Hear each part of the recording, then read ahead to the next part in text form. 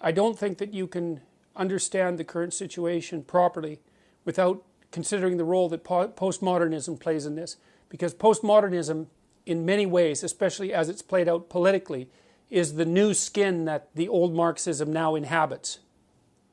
So you could think that there's a postmodern philosophy, which we'll talk about a bit, that really came into its vogue in the 1970s after classic Marxism, especially of the economic type, had been so thoroughly discredited that no one but an absolute reprobate could support it publicly anymore. Even the French intellectuals had to admit that communism was a bad deal by the end of the 1960s.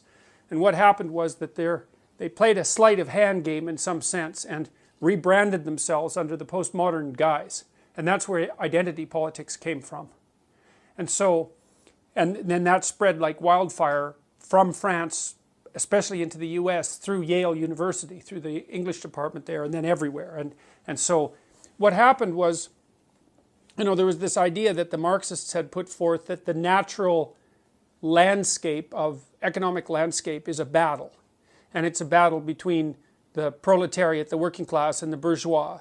And that that economic systems were doomed to continue to enslave people and to keep them poor and downtrodden unless there was a radical economic transformation that was predicated on something more like equity policy.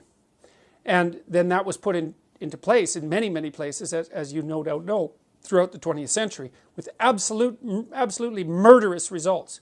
It was the most destructive economic and political doctrine, I think, that has ever been invented by mankind, and that includes National Socialism, because the absolute magnitude of the havoc wreaked by the communist systems exceeded that wreaked by Hitler. And that's, I mean, Hitler didn't have quite as long a time to pull his stunts off quite as effectively, but it was a catastrophic system. And one of the things that's quite interesting is that the full breadth of that catastrophe is not something that students are well taught in our current educational system, which has always made me very suspicious. For example, the students I teach usually know nothing at all about what happened in the Soviet Union under Stalin between, say, Stalin and Lenin between 1919 and 1959. They have no idea that millions, tens of millions of people were killed and far more tortured and brutalized by that particular regime, to say nothing of Mao.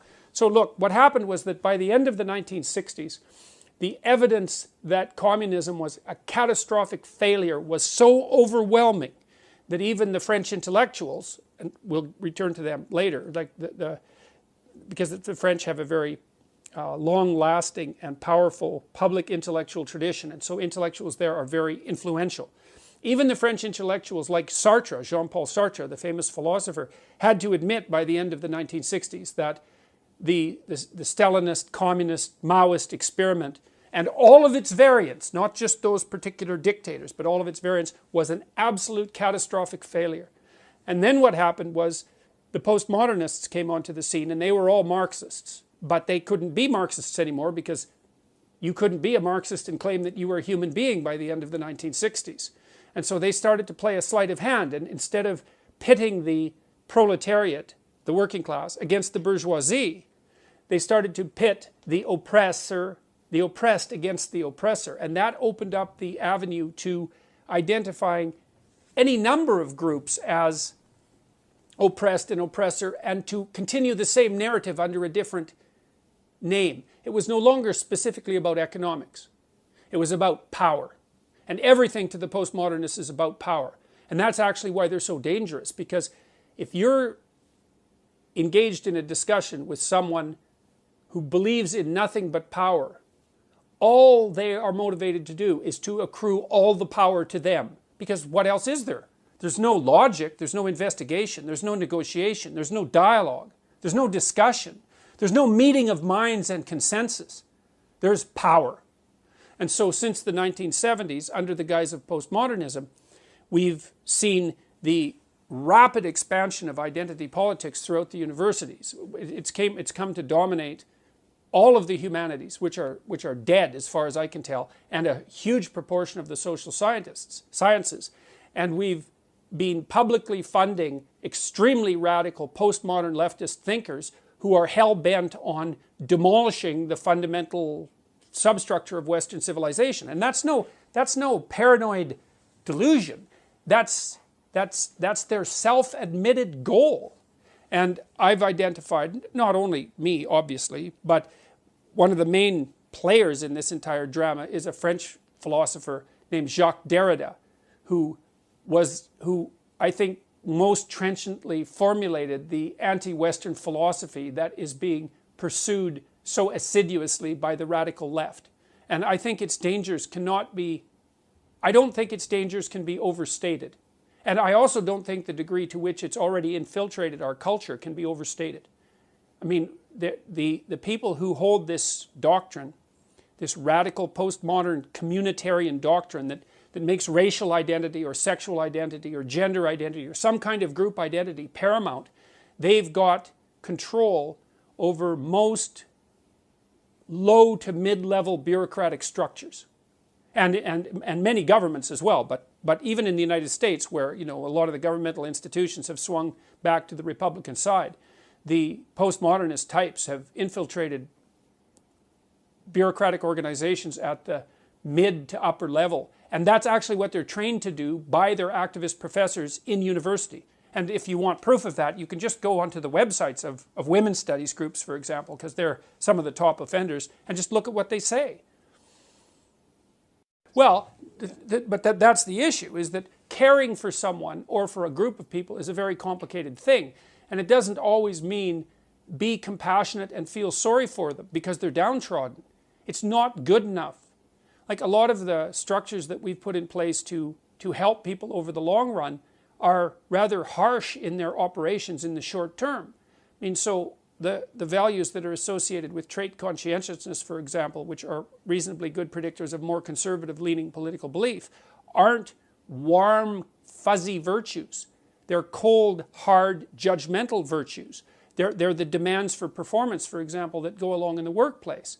But if you want to take care of an infant who's crying, you want warm, instantaneous, impulsive compassion. Because there's a problem and it needs to be solved right now, and you have the solution. Right? The baby's too hot, the baby's too cold, the baby needs to be fed. You can fix that right now.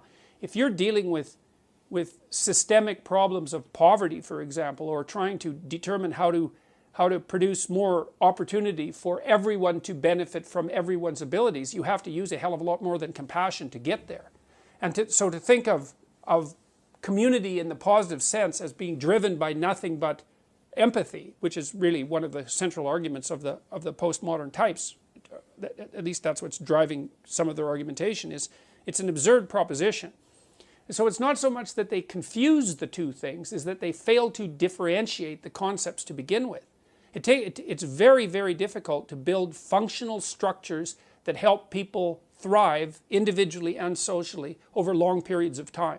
And merely being empathetic, man, that's just going to get you nowhere. A 3-year-old is empathetic. And I'm not dismissing that. Empathy is important, but as a problem-solving mechanism, it has very, very limited utility.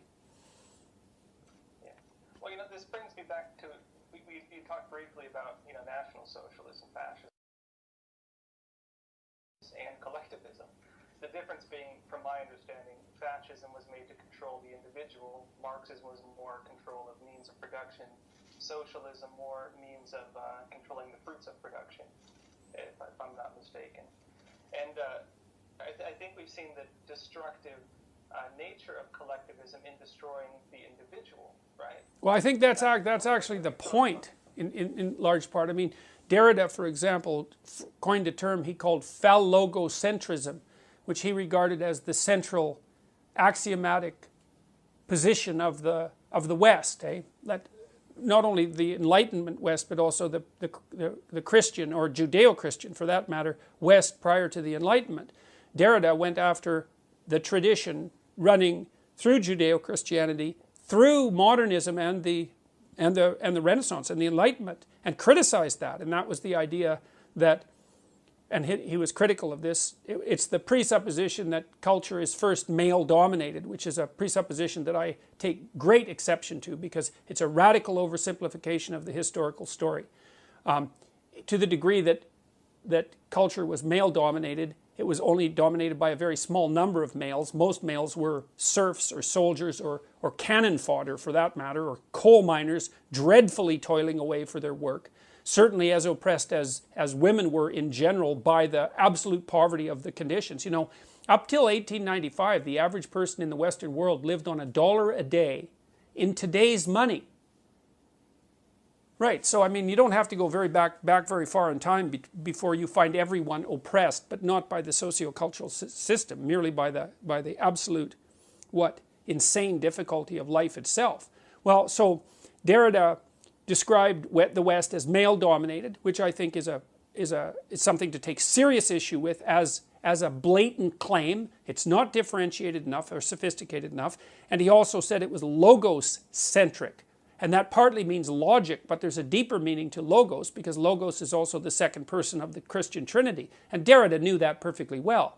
And so his criticism, Derrida was a smart man, make no mistake about it, and lots of the things he said were correct. Like one of the propositions he laid forth was that there is a near infinite number of ways of interpreting any situation or any text, which happens to be technically true.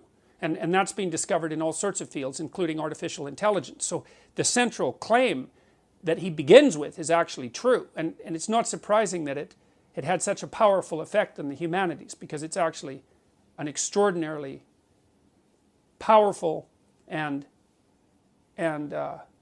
undermining idea. But he took it much far. He took that idea in directions that I don't think it should have gone in at all. But the logocentric idea is his criticism of the idea of the logocentric society is a deep criticism of the idea that the individual as a speaking force, as a communicative force, is the appropriate highest value upon which a culture should be built. He took that apart and criticized it. And so that's a deeper criticism, I would say, even than Marx's criticism, which was mostly about unequal power relationships. Derrida went deeper than that. And the postmodernists that occupy the universities are anti-individual right down to the bedrock. And so that's partly why they push collectivism to such a degree. They don't give a damn who you are. They care what your group identity is. And that's that. Okay, so here's the claim. And there's actually people who do this professionally, by the way. They analyze businesses and other organizations by these strategies. And these are often these people, they call themselves diversity consultants, for example. Okay, so here's the claim. Imagine that you take a hierarchy of some sort, like a law firm, a big law firm. Then what you do is you analyze the hierarchical structure of the law firm. Then you break down the representation of the people in the law firm by their identity categories. So how many men, how many women, how many transsexuals. But then you don't stop there, eh? And this is actually part of the technical problem with the approach. You divide them by race. You divide them by ethnicity. You divide them by sexual identity. Okay, so imagine there we've got 6 categories already, 6 or 7 categories. Now, of course, obviously race is further divisible, as is ethnicity, as are such things as attractiveness, right? So there's all sorts of ways of dividing people into groups axiomatically, and there's no self-evident way of determining which of those group divisions should be superordinate. And that's partly how the leftists, the radical leftists, can keep gerrymandering the game, because they can just keep playing games with the group categories. In any case, you take the organization, you take the bottom hierarchy and you say, the bottom rung, and you say, okay, well, is it 50% men and 50% women? And if the answer to that is no, then you make the claim that the reason for that is because of systemic oppression and prejudice. Oppression, prejudice, bigotry, and usually misogyny. Then you make the case that the people who are organizing the organization are bigoted and misogynist, even if it's not consciously, unconsciously, so that's the unconscious bias aspect. Then you put forward a plan that can include quotas, and increasingly will be, to ensure that that hierarchical level is now equal in proportional representation to the population itself. Now, of course, conveniently, you also get to determine which population you're going to compare it to. because that's one of the ways that you get to keep the power when you're doing this. You get to decide which groups people are going to be identified with, even though there's a near infinite number of ways people could be divided into groups, and you get to decide which population you're going to compare it to. So you can keep everybody unstable and off kilter permanently with that sort of approach. Well, then you go into the organization and you make anti-unconscious bias training, for which there is zero for the utility of which there is zero evidence for the utility of that intervention from a scientific perspective. In fact, some of the scientific evidence suggests that if you make unconscious bias training mandatory, you make prejudice worse. And maybe that's because people don't like to be called bigots and misogynists and to be put through retraining in a mandatory way. Okay, so then you do that in analysis at each rung of the organization. Now, you might say, well, why do you do that? Well, the putative reason is equity.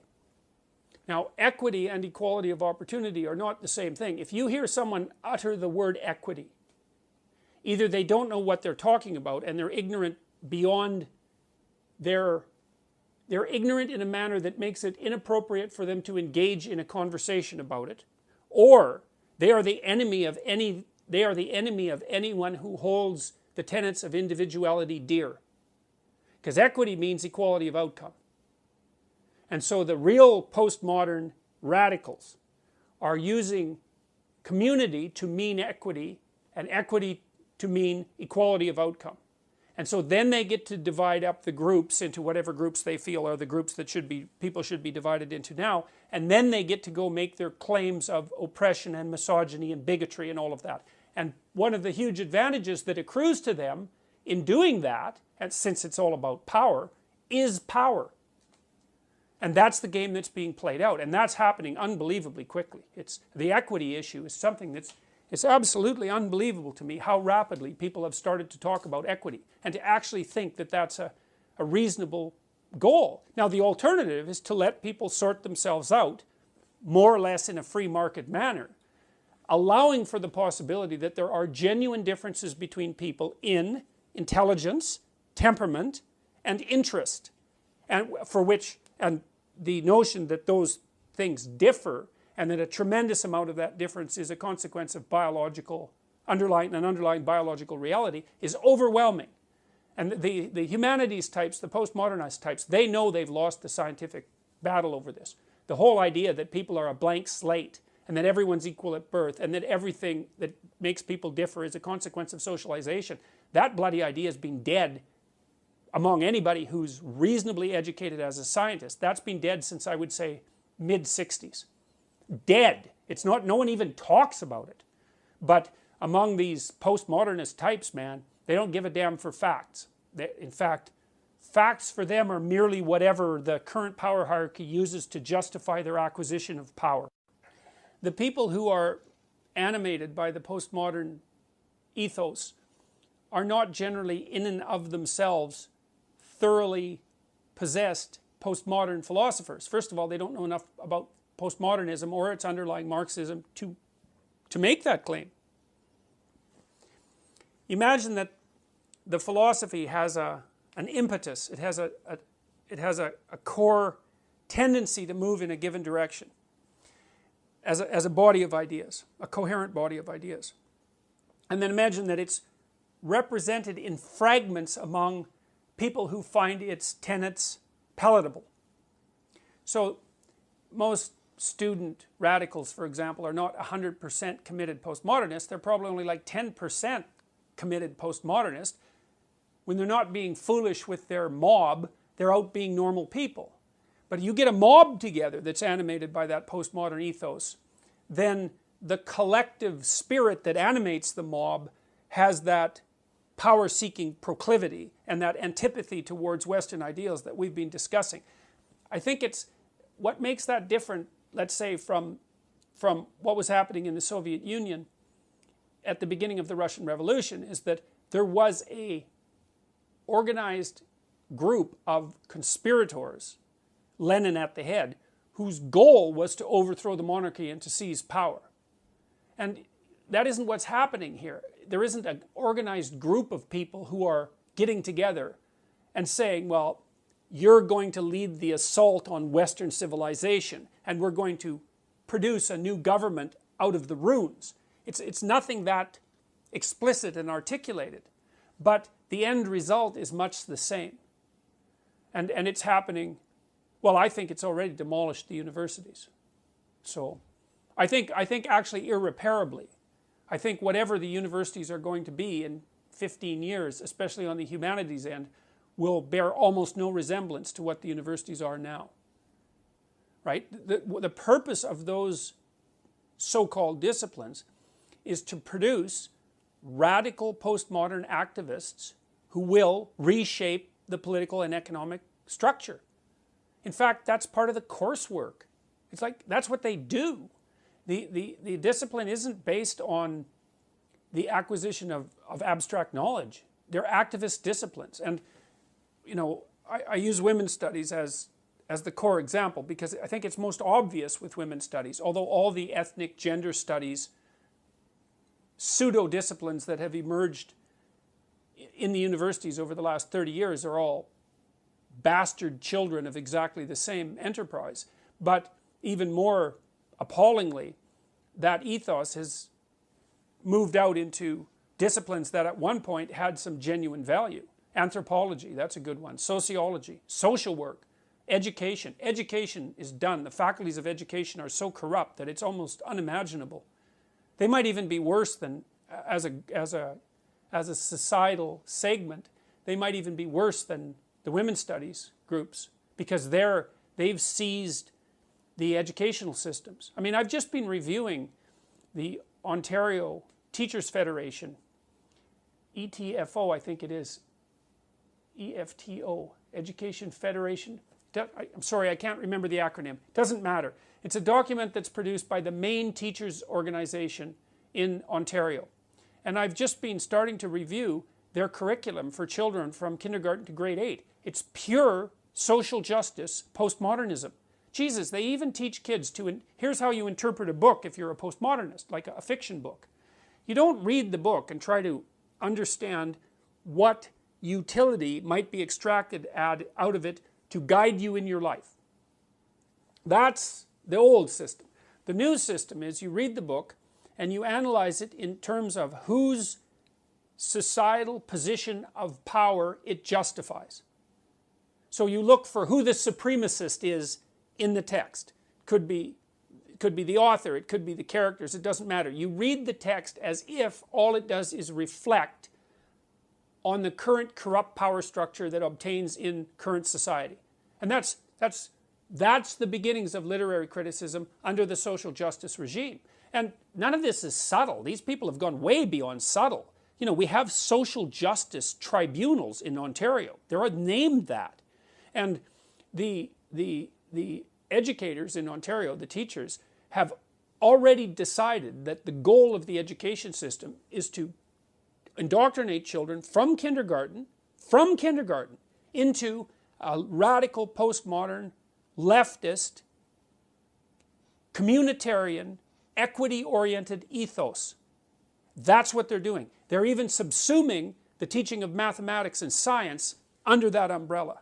And none of this is subtle, man. You just go online and download the documents and read them. And if you read them critically and carefully, well,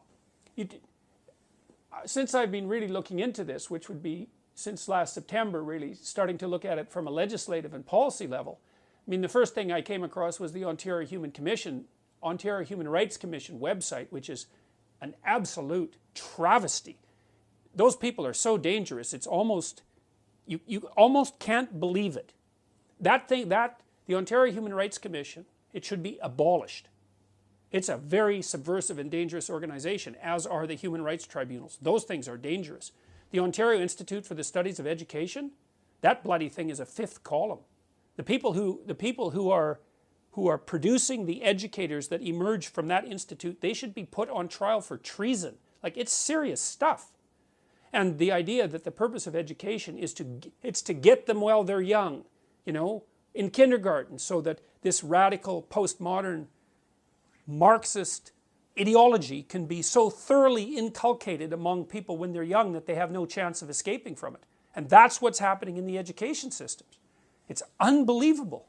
You know, every day I come across new policy statements of this sort that make my jaw drop. It's like, as Canadians, we're so accustomed to our political system working that we don't pay any attention to it.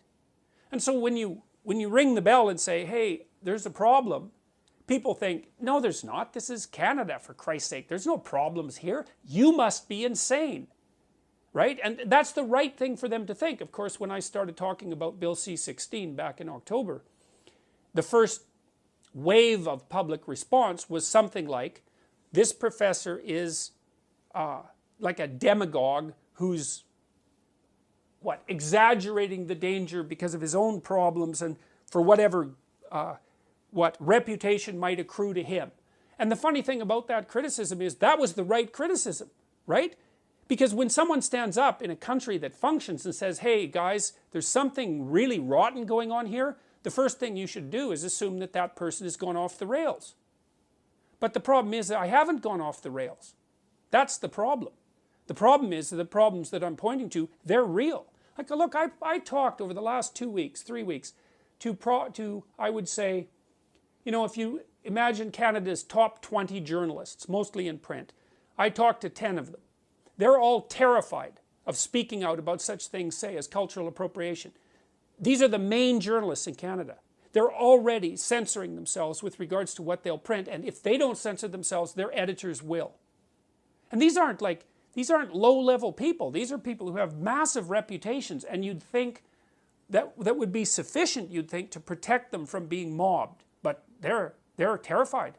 Well, the tolerance issue is interesting, because what tolerance means is, I'm stupid and flawed, and so are you, so I'll make you a deal. You don't harass me too much about my stupidity and flaws, and I'll try to leave you the hell alone too.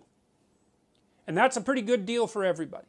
So that's the tolerance issue, right? We're all flawed, and if we demand too much of one another, in terms of perfection and unity of belief, or even unity of thought, or even coherence of thought, then we're going to end up permanently at each other's throats. So we should just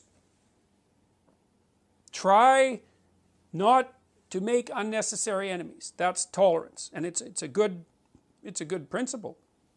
The diversity issue, the tolerance doesn't mean anything goes. That's not tolerance. That's refusal to take responsibility for mature discrimination. And discrimination has also become a dirty word. It's like, there's no difference between discrimination and thinking. They're the same thing. Now you might say, well, what about unfair discrimination? It's like, well, that's a whole different issue. It's like if you have person A and person B and they're both equally qualified for a job, there's something wrong if you let something other than their qualifications determine whether or not they should get the job. I mean, no one debates that seriously anymore. You know, so if somebody doesn't get a job because of their race, everybody says, well, you know, what the hell's wrong with you? You're not taking advantage of the person's talent. You're doing society a disservice, and you're hurting individuals unnecessarily. You shouldn't do that. It's like, okay, fine. We all agreed about that back in like 1965. That's covered. So, but the idea that anything goes with regards to tolerance and lack of discrimination, that's an entirely different thing. That does not mean that all people are the same, or that all abilities are the same, or that everything is of equal value. And so there's a big difference between tolerance and nihilism.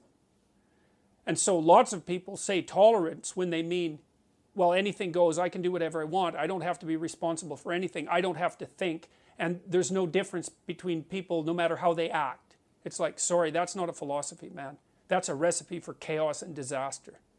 And then the diversity thing, it's like, oh, I see, we need more black people on our board because all black people think the same way. That's how we're going to play this, is it? We're not going to be able to think. So it's such a pernicious philosophy because it's predicated on the idea that the way someone thinks is inextricably tied with their group identity. Well, that's what the bloody racists used to think. You know, well, no, we're not going to invite, let's say, Iranians into our culture because all those Iranians think the same way. Well, I thought that was what racism was. And so the idea that unless you have your bloody board of governors, say, or the middle strata of your organization arranged so that every single group has equitable representation, you don't get a diverse range of opinions. It's so, first of all, that's just technically wrong, because it isn't racial and ethnic and gender diversity that gives you diverse opinions. That's just an idiotic, that's just a, I don't know how you could be, I can't understand how you could be so uninformed historically and technically that that argument would make sense to you. But apart from that, it's clearly, see, the bloody postmodernists, they're always criticizing what they call biological essentialism. So if I say, well, look, you know, on average women have a different set of interests than men, which they do, by the way, and that's not sociocultural. They say, well, that's biological essentialism. That's wrong. But then when it comes to race, they're perfectly willing to say, oh, well, you have to have an equitable representation of all the different races, because otherwise you won't get the proper diversity of opinions. It's like, well, hold on a sec. Is race a biological construct? And you don't get the bloody diverse opinions without them emerging from this underlying biological construct? How is that not biological essentialism? And it's biological essentialism of the worst type.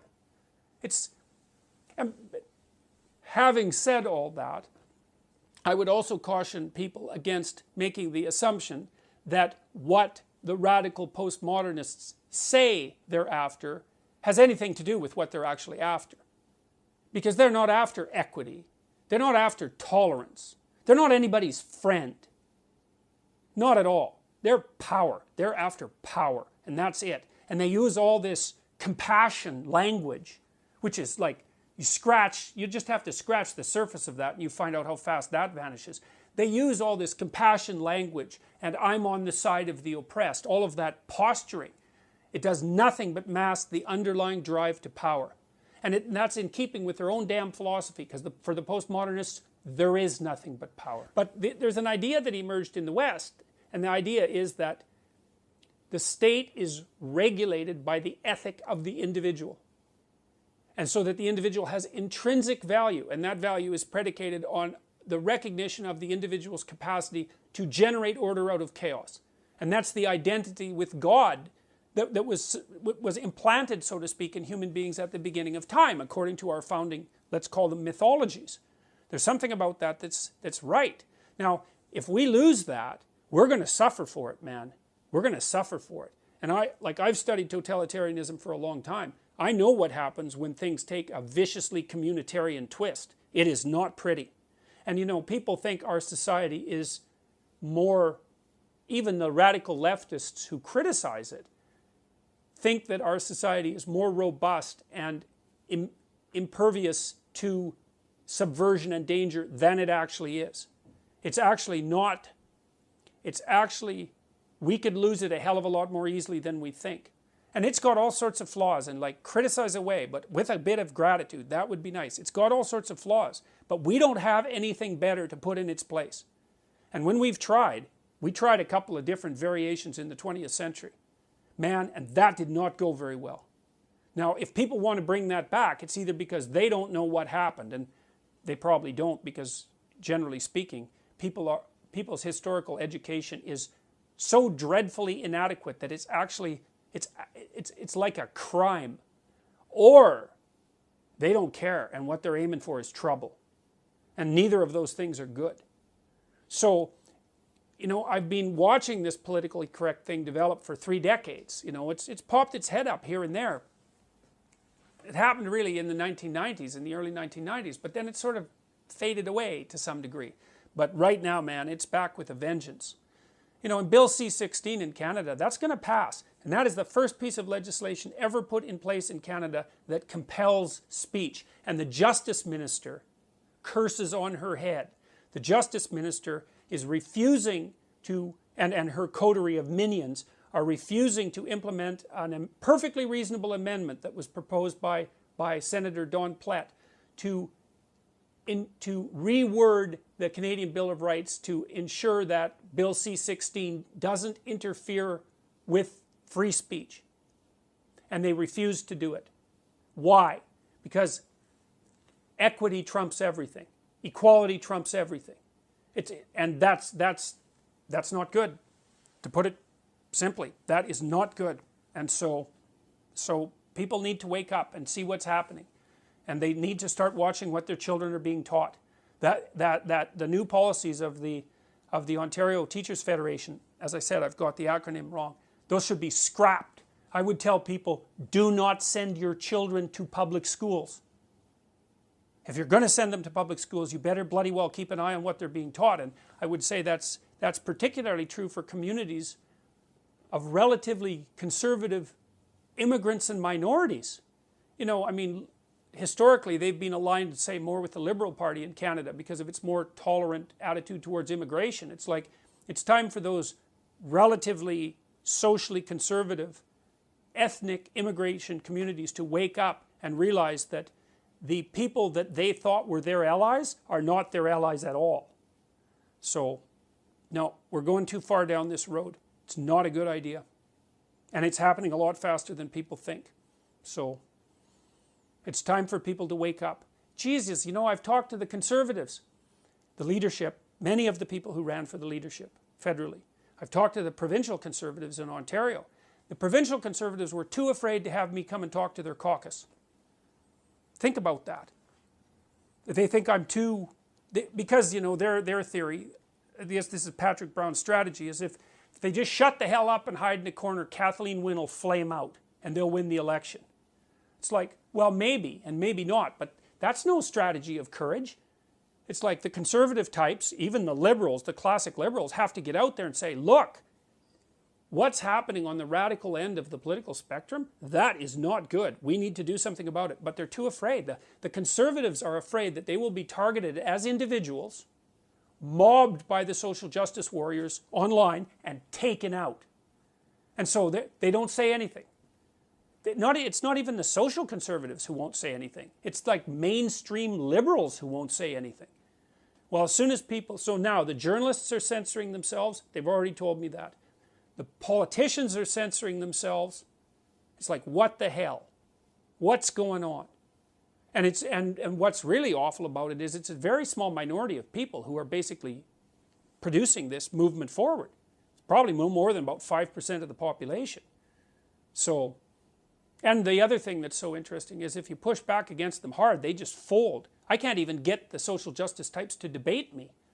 They won't do it. Now, they don't believe in debate. So why would they debate? They only believe in power. But like when I went to Queen's University to talk to the law students there about Bill C-16, from what I gathered, all of the law professors were invited to debate me. Now think about it. I'm not a bloody lawyer. I'm no law professor. I'm talking about legislation. Like a good lawyer should have been able to come out and just have twisted me into knots and sent me home in a cast. And they couldn't find a single bloody professor to come out there. So Bruce Pardy, who's a professor, had to come out and play devil's advocate. So there's no debate there. There's no discussion. So this small minority, they're well situated. They have a philosophically driven agenda. They're motivated personally by resentment and power. But there aren't that many of them, and they're bloody cowardly. And if you face them down, they'll run away. So I would say we should face them down before they continue to wreak the kind of havoc that they're already wreaking on our society. And we could certainly start with Kathleen Wynne and her coterie of radical postmodernists. So we should chase every single liberal, every single provincial liberal should be taken out of the Ontario legislation in the next election. That would be a good outcome. That would be a message. It's like, don't muck about with the structure of the family. There's a start. So, yeah, well. But the thing is, people are afraid. So the conservatives won't come out even come out and be conservative.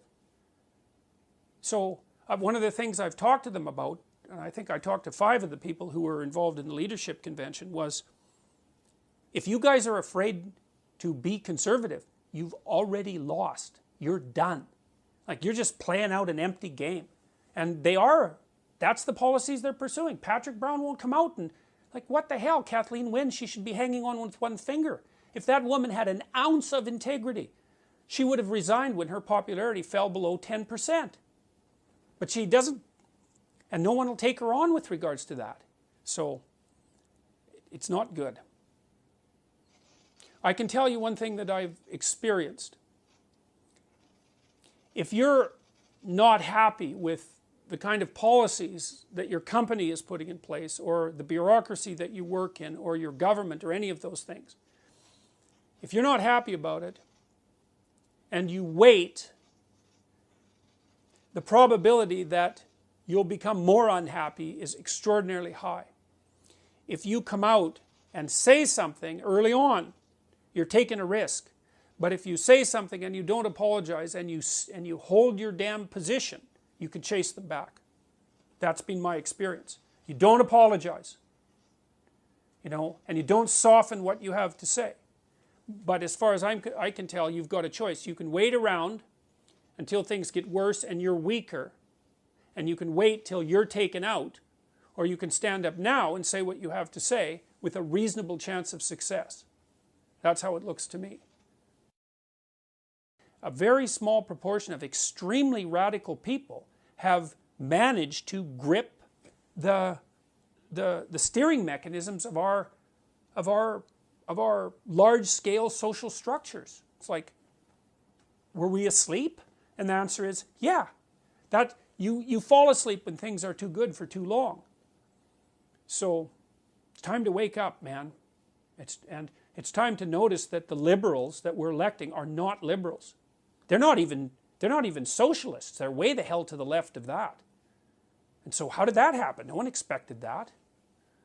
Oh yeah, that wasn't real communism. Yeah, we've seen a great example of that in Venezuela, where they put everybody on the kind of weight loss plan that's made the average citizen lose 20 pounds. Right? Everyone's starving in Venezuela. It's like, hey, look, another example of what wasn't real communism. So I know what that means. I've thought about that for years. When someone says that wasn't real communism, here's what it means.